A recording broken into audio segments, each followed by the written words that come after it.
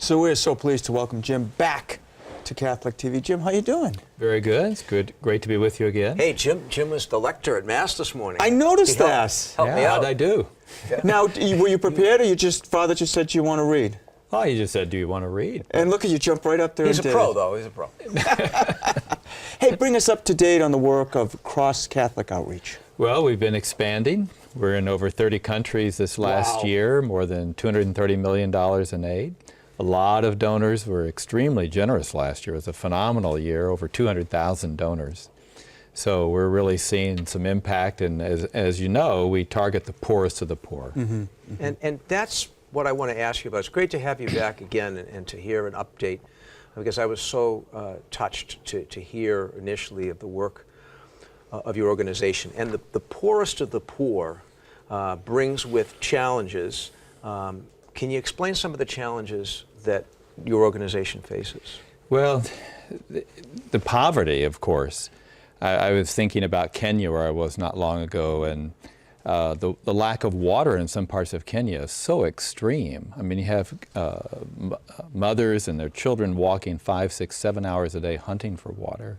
One teacher of one of the schools we support pointed to a little girl and said, when she goes home, she will have no water until she comes back to school tomorrow morning.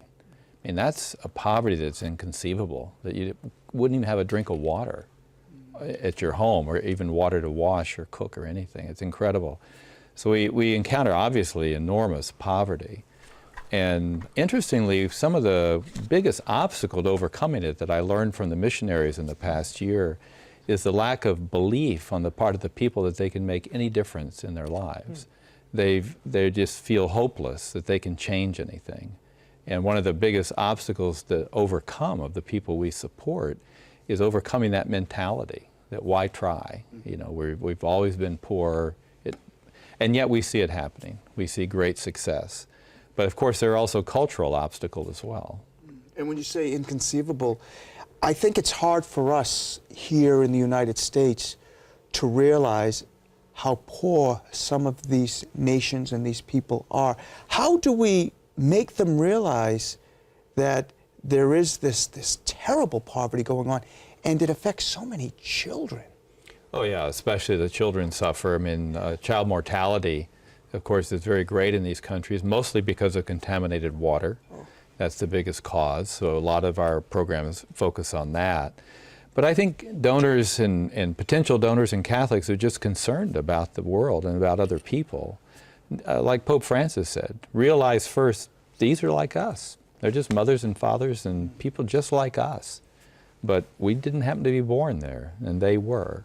And so they suffer enormously.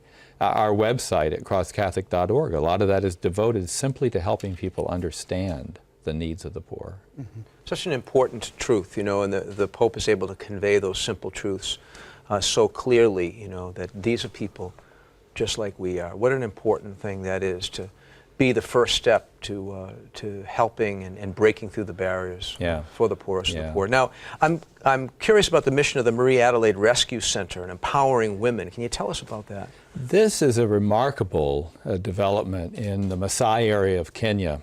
A priest there by the name of Father John Fortune, a missionary priest, started this a few years back, and we've given the support to build it and all.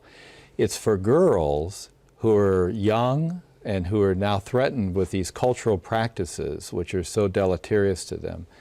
Female genital mutilation, often 12, 13 years old. Early marriage, often to much older people at that young age. No education as a result. No opportunity for any kind of other life. And they've gone to their chiefs. This is very remarkable, that the impact that the church has had changing this culture, who have been educated, thanks to this priest, to understand that this isn't necessary, this isn't good, this isn't healthy. And he takes them to Father, and they live in this home, attended to by a group of sisters. There's 24 of the girls there. We support it all year long. And it enables them to get an education and to learn a better way of living. And it also begins to teach and educate their mothers and their fathers that this way is not right. Because in a place like Kenya, throughout the world, often girls are not educated. If boys are educated, if anyone is educated, it'll be the boys. but the girls are often never sent to school and don't have a possibility. So that's a big target area of ours, is empowering these young women with education, and education about their health and their bodies, but also empowering older women to be able to provide and help their families, especially those who've been abandoned, who are alone, who are widows. But just those 24, their lives will never be the same. They'll never be the same, and they probably will, one of these days, be teachers in that very school. That'd be my guess. So it moves on. You've mentioned a couple of the programs you have, and I've been to Kenya, and I've seen how it is there, and it does change you just to see it. What are some of the other programs? You have the water, you help with the water, and the women, empowering women. Well, you know, Father Reed asked, what about these poorest of the poor? What are the challenges? One of the greatest challenges is that the church itself is poor in these countries. I was in Guatemala several times this past year at one of the poorest dioceses in Guatemala. The church is so poor there, the bishop doesn't even have his own office or residence. He's actually living at a parish. And Catholic Charities, or what they would call Caritas, they don't have the funds. I found out on a trip last year, they had laid off their entire staff. They just had no money to pay them.